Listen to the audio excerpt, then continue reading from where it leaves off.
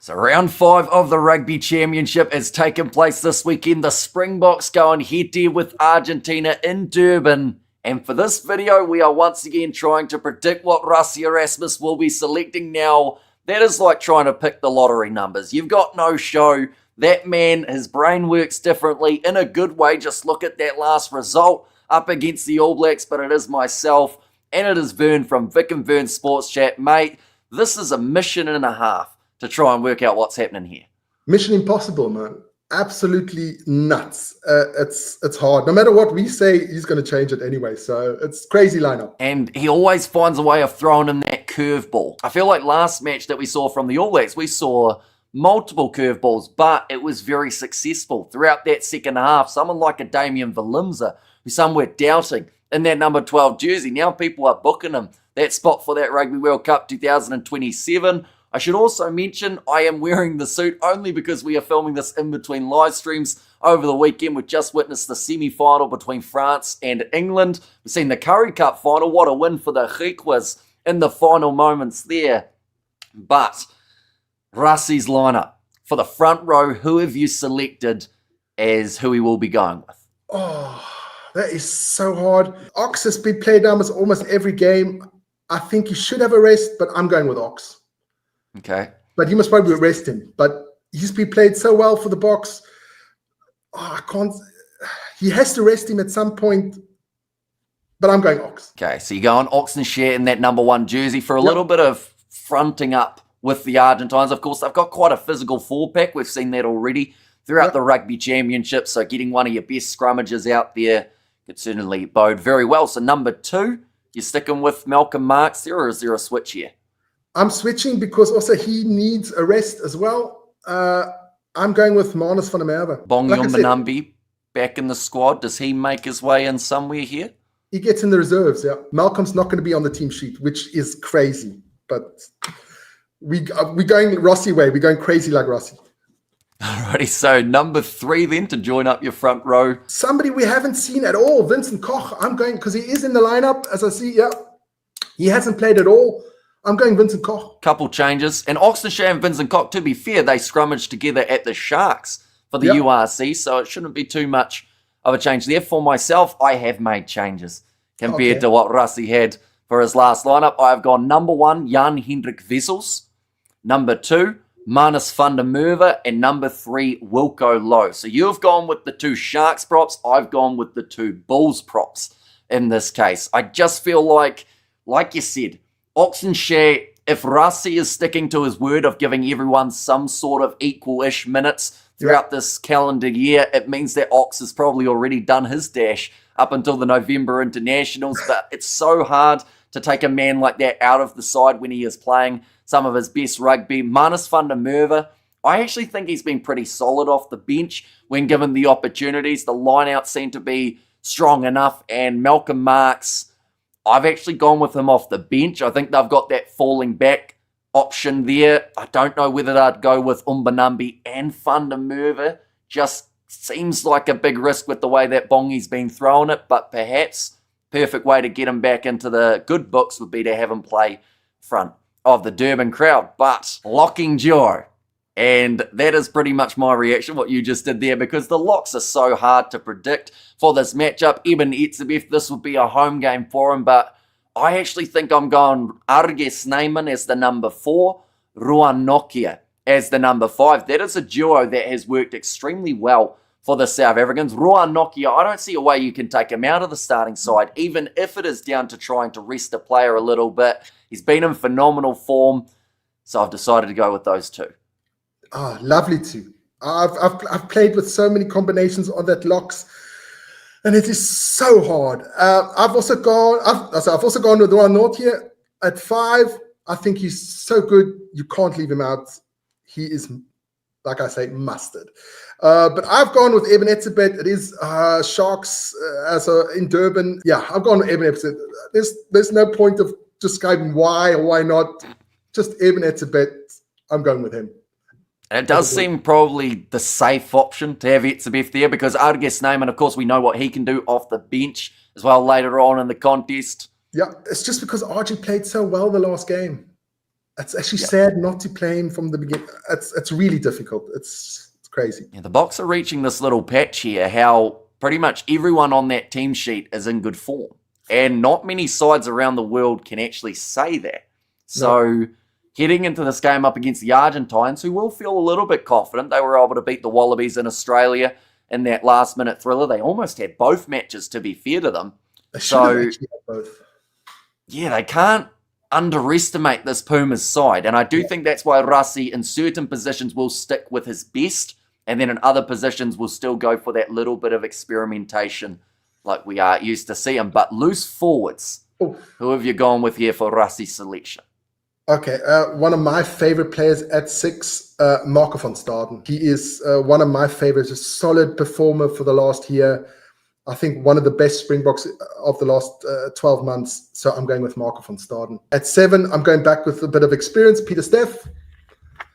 At 7, and at 8, I think the man is absolutely phenomenal. He doesn't need a rest, so it is Jasper Visser coming in there at 8. Those are my 3. So Marco van Staden, Peter Steff, and Jasper Visser. Yeah, well, Visser's just come off about a 6-week rest, wasn't it, after a headbutt on an Italian, but straight away back into his work in that game up against the All Blacks, one of the most physical out of the whole forward pack for the South Africans there. He had an unbelievable game against the All Blacks. They all had a good game, but I thought he was really, really good. On borderline with his physicality and his meanness. It's always borderline for him, but he got away with it. So Jasper Visser must have. Were you as nervous as I was when he picked that player up? And you thought, how many weeks? Yeah, not again. And you just saw how important he is. Well, they've been missing that in that number 8 jersey a little bit throughout the last few weeks, haven't they? They've had Seo Kolisi, who actually did a decent job in that number 8 jersey, I felt, but he didn't have that same physical build of someone like a Jasper Visser. You know, they haven't got Honeycomb, Jano Augustus, any of those players at the moment, and they aren't backing even Rus in that environment. So, they need Visser. That even Rus is an interesting one. I'd love to know why he's not picking Evan Rus. There were rumours going around about some sort of behind-the-scenes stuff, and it was actually to do with Evan Ruis's dad, I think, was one of the reasons. But I don't know whether or not that's just rumours or whether there is a bit of truth behind that. But I think there were a few complaints about Ruis maybe not getting selected in the team as much as he would have liked to be. Yep. So then Rassi said, okay, you're not in the squad. You're not getting selected at all. But Rassi's so lucky he can be that ruthless because he has so many other options. But we'll see on Friday what Evan Rus does in the URC. So I'm looking forward to that one. A big challenge up against Leinster for the Stormers right off the bat in that URC competition. For myself, I have got Seo Kolisi as the number 6 in this scenario, but I really dislike leaving out Marco van Staden based off the form that he's got throughout 2025. Peter Steff as my number 7 and Jasper Visser again going with the number 8. So I've gone pretty much what I would call on paper the most experienced strong trio that the Springboks can go with. Some would argue that Marco van Staden's form currently would put him into that trio just currently, but I do think when you want that experience of someone like a Kolisi, partner with Peter Steff du Toit, and then you just add that pure brutality of a number 8 option. The only thing I've got, it's the same trio that started against the All Blacks. And I don't think Ross will start with the same trio that started. He'll change it up somehow.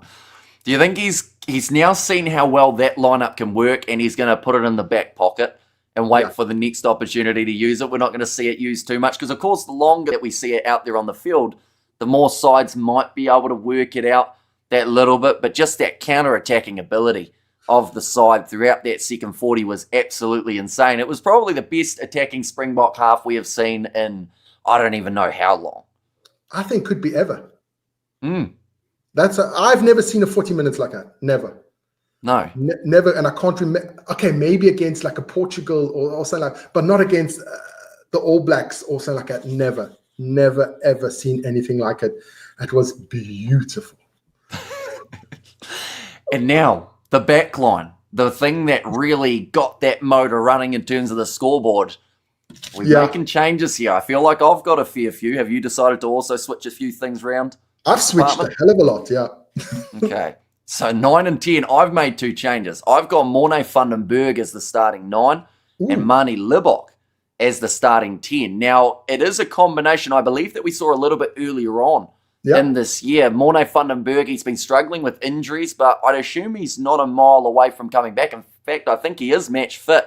So if he is able, and he is all right to play, I think that Rassi might just throw him in the deep end. Mani Libbok, what a game for that man. He needed that performance up against the All Blacks. Everyone was concerned when Sasha went off early. The kicking tee was then Mani's, and everyone went, oh no, not again. But he absolutely nailed it. And also just added so much on attack for the Springboks as well. Got to give him another chance here, don't you? Yes, I mean, that cross field kick there to Peter Steph du Toit was absolutely fantastic. Mani played, I mean, I am Mani's biggest critic. I mean, he's cost the Stormers, I think the one URC final, he cost them with his bad kicking. I already went off my rocket. That was a couple of years ago. But I'm happy for the guy. I mean, and he played exceptionally well. I've got him in as well. I think maybe him leaving the Stormers is a good thing, because since he's left the Stormers, he's actually playing quite well. So I got him at 10 at the fly position, and I'm going with Grant Williams again, because I do think he is the future, and I think he should get that spot more often to nail that down. I'd love to see Morne van den Berg, because I've been a big fan of Morne van den Berg. I thought he's playing for the Lions. He played so well last year in the URC as well. I was so happy when he got the call up for the Springboks. I thought he thoroughly deserved it. I think like Renzo du Plessis, Reinhard Jonker, all that. There's a lot of good young Lions players that are really well, which I think Rassi doesn't look at the Lions that much, I think. Also don't know why, but I mean, Hugh Horn, he played so well today as well. I think he should be the natural replacement for Willie, but let's get back to the scrum off. Sorry about that. Grant Williams, that's pretty much that. Yeah, see, Williams, he had a bit of a shaky game a couple of weeks ago, didn't he? And straight away, everyone just decided to ditch him from their lineups. Whereas if you look through at what that man has done since coming back from injury, he has had some phenomenal performances for the Boks, and I think he will bounce back. And perhaps that combination of Williams and Libbok, that's certainly going to offer you a lot on attack up against Los Pumas, which might be exactly what Rassi is after. Moving on to the midfield combination. For yourself, this is where it gets tricky, because Damian Valimza and Kainan Moody had a very good performance in that department. You've still got someone like an Andre Esterhuizen, a Jesse Creel. You've got Damien de Linde, Ethan Hooker even could be considered in that midfield combo. So who have you gone with in this match? I'll just change it again, but never mind. I've gone to tried and tested. I'm going Damien de Linde and Jesse Creel, back to the old duo, just to show the young kids you had a phenomenal game, but these two are still number 1 and 2. I do think that strategically it's probably not a bad move up against Argentina. We've got to remember they have Lucio Cinti and Santiago Xocha Perez, who's been one of the most dangerous 12s across the whole competition. You need that defense 100% in the midfield, and that's not saying that Damian Valimza as well as Kainan Moody couldn't get that job done, but I think it's just more having that safety so that you know you're going to be able to make that impact with the outside centres. I've gone with that exact same combo. I think that is one that Rassi may look at. The only change possibly could be Andre Esterhuizen to start in Durban rather than maybe making his way off the bench. I've just given away who's my number 23, but De Linde and Creel, that's my midfield combination. The back 3, number 11, I'm giving Makazole Mapimpi a crack here, and I do think that Rassi might consider it as well. This, to me, sounds bad to say, but we've just seen the passing of the torch from that last game up against the All Blacks. We've seen what could be the retirement of Willie LaRue. Give Makazole Mapimpi, if you're not going to play him anymore, his send-off in front of the home crowd.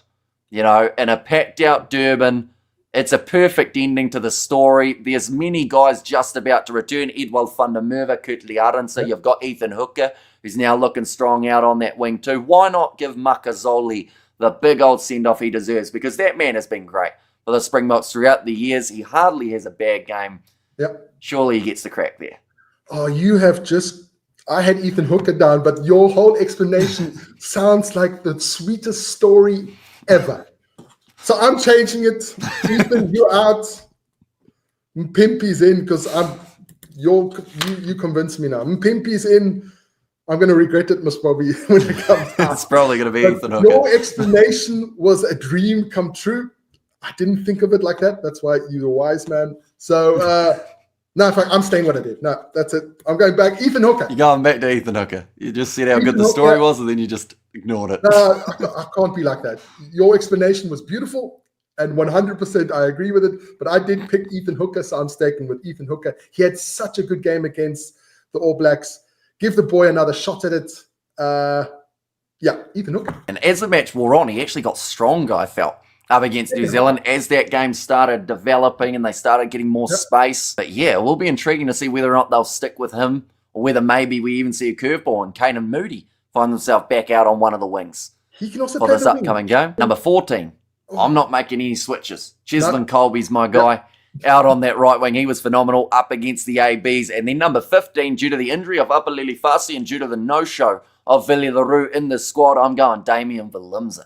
I think that man, the way that he played, you got to strike while the iron's hot, and he was in some of his best form that we've ever seen in a Springboks kit. And the fact that he had to move from 12 to 15, and he did it so effortlessly, I think shows that he is ready for that Bok lineup. Him and Marnie Libok, we've seen that combination at the Stormers as well. So it makes sense, and that's what I've gone with as the back three. I have to agree on you that one. Damon Willemse is my fullback just because there is nobody else, and he has to play. So Damon Willemse in there.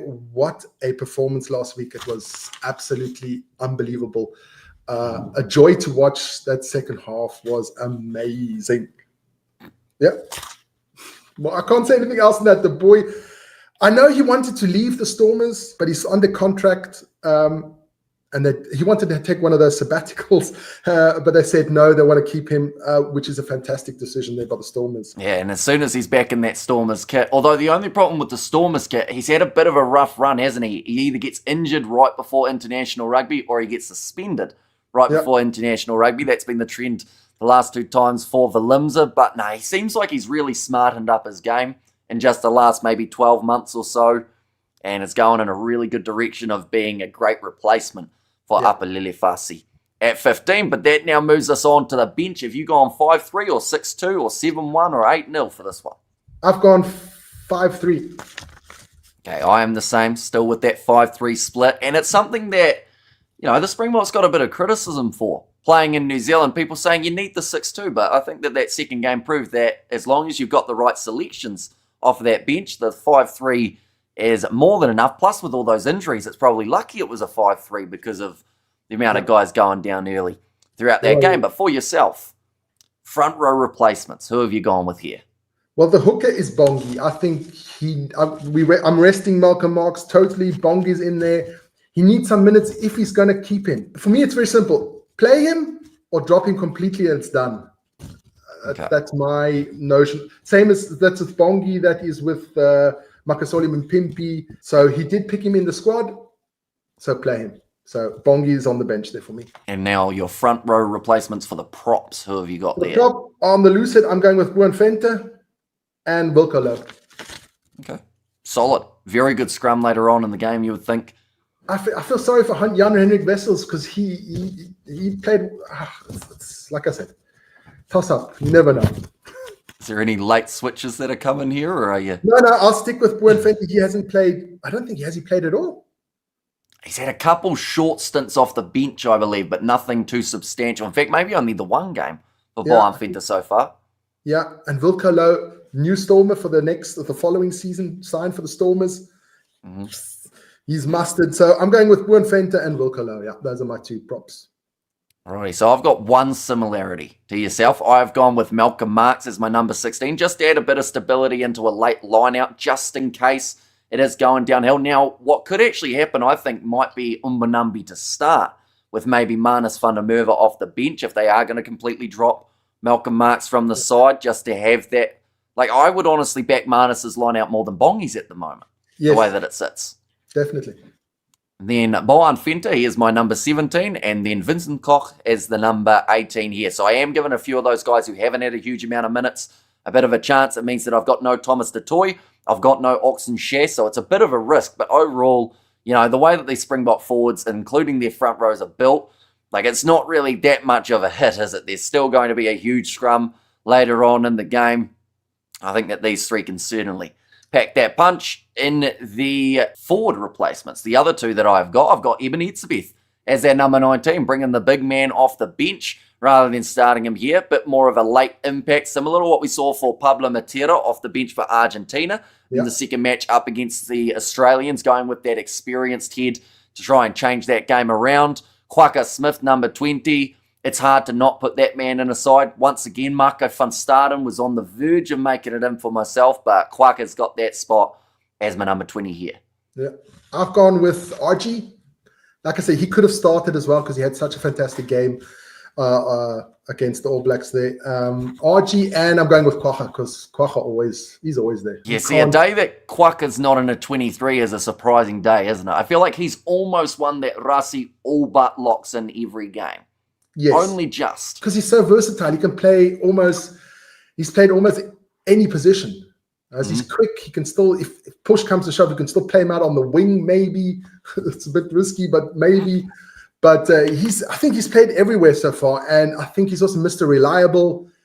And I think he's one of the first names, like you said, that Rassie puts on that team sheet. Almost never in that starting position. Though. Yeah, which is such a interesting role to play, isn't it? Because, of course, a lot of those guys, they try and thrive to be in the starting side. You know, you want those starting minutes. You want to be out there from the get-go. But I think Quagga just doesn't care. He goes, look, I'll play wherever I need to. You want me in the centres? Bugger it. I'll go out there. I'll see what happens. But, yeah, he's just one of those guys that you want to have late in a game who will win you a match-winning turnover or some sort of massive moment. Put in even just a big hit in the middle of the field just to force that physicality. But if I was Koch, I mean, if I know, okay, I may not start the games, but I'm going to be in every single game there is, I'd say, where can I sign it off? You know you're going to be in every game. You're coming off the bench, you have, okay, from Rassie, you never know because he changes after a minute after halftime. So you never know what's going on, but you know you're going to get 30 minutes or 20 minutes to full power every game. So I think that is must be extremely motivating for him as well. I think that's why he actually plays so well, because he knows I'm coming on for 20, 30 minutes. I give everything for that month. I can make such a massive impact on the game, which he does. I think he's happy with that. I'd be happy with that. And the fact that he's got that gas tank to match while everyone else has dwindled throughout a first half of physical rugby, that's when he seems to be at his best, when he's just that little bit quicker, getting into the breakdowns than everybody else. And now we've got just the 3 back replacements remaining for yourself. Who have you gone with here? I've got Kobus Reinach. I could have gone for Faf, but I'm going with Kobus. Sasha Feinberg. I can't say that guy's name, man. I say Sasha FM. If he's back, that's also probably. I'm not 100% sure if he's fit, but if he's fit, definitely Sasha in there. And at the 23, I'm not going. I'm sticking with Andre Estes. Who were you about to switch someone? I changed it to Cannon Moody, but while we were talking, but I'm sticking with my guns. I'm going Andre Estesen because Andre Estesen can, if something does happen, can still go play there, the flanker position as well. So we've got a 5-3-6-2 combination. All right, bit of versatility off the bench for Rassie. I've gone with Faf de Klerk as the number 21. Bit of a curveball there, but once again, if he's in the squad, why isn't he playing? You know, I feel like he is about due to get some sort of chance, and maybe they'll play him at Twickenham, actually. Now that I think about it, maybe the English conditions might favour Faf quite nicely, but the way that I look at it is Rassie's got 4 halfbacks at the moment. It's looking similar to that Rugby World Cup 2023 squad in regards of maybe we could see one of them dropping out to the wing at some point in the future if needed, but I just don't see why you need 4 if you're only going to be playing 2 or 3. This is probably the last big chance for Faf de Klerk to prove why he should be in that Springbok side. And I honestly think before his injury in that game that he came off the bench, he looked absolutely relentless and looked like a man on a mission with some sort of new purpose. So, you know, I'll give him a crack off the bench here. Number 22, I've gone stability. And Andre Pollard, I think if this game's going down to the wire, of course Rassie will be chasing the bonus point because that is what will win the Rugby Championship, but if it comes down to just making sure you get a victory, I feel like you want Andre's kicking right at the end of the matchup. And then number 23, the battering ram, Andre Esterhazen, can play in the centres, can play in the loose forwards like you mentioned, and just overall, the way that he's been playing throughout this year, be very surprising if he misses out on the spot. But nonetheless, we will wait to find out what day Rassi will be announcing his side. It could be Monday, could be Tuesday, could be as late as Thursday for that man. But one thing is for sure, there will be curveballs, there'll be confusion, but there will be a lot of excitement heading into the match this weekend. The Rugby Championship, it's wide open. 2 wins apiece heading into the final 2 rounds with a lot of rugby still to be played and a lot of upsets still maybe on the cards. We will be watching it extremely closely as well. But a big thank you for Vern coming on the channel. You can check him out on Vic and Vern's Sports Chat. They have got a daily sports show where they don't just cover rugby, but everything in general. You're from sumo to basketball to Premier League. You got the whole mix and more, you'd have to say. Lots of things on the channel. Premier League football, sumo, Formula One, everything. We've gone a bit crazy, yeah. Are there any other sports that you haven't covered yet that you'd love to cover? Like a random one way out, Slap fighting. Out there. Slap fighting. Oh, yeah, bit of power slap. Power slap fighting there. I see it on the YouTube shorts. I can myself laughing. I've watched one live event, which was absolutely hilarious. I'd love to do that, but at the moment we are fully booked up. UFC would be an interesting one as well. I'd like to do that as well. And of course, we did one cricket game once. It was an ODI 50 overs one. It took 7 hours. I think I was sleeping after about an hour. It was no. If we do cricket, it'll be a 20-20 game, so a 20 over game. But yeah, definitely slap fighting for me. When they thought up the slap fighting, I don't think the reaction they wanted from people was to be laughing at it. I don't think they wanted people to take it seriously. But a lot of people do enjoy it for the memes, don't they, as the cool kids would say. That's crazy. Just stand there and get hit. That's the most stupidest thing ever. I mean, people's faces get deformed and everything. It's nuts. But it's funny. I find it hilarious. I laugh. Seriously, I sit there for hours. I can watch slap fighting. So funny. And then the ladies are getting into it now as well. I'm not a big fan of the ladies, but seriously, why stand there and get hit? But as long as it's not me, I find it funny. There you go. So you can catch maybe future slap fighting on Vic and Vern Sports Chat at some stage down the line. But thank you all very much for tuning in. Of course, let us know who you think Rassi will be selecting for his lineup. And we will see you all for the next one.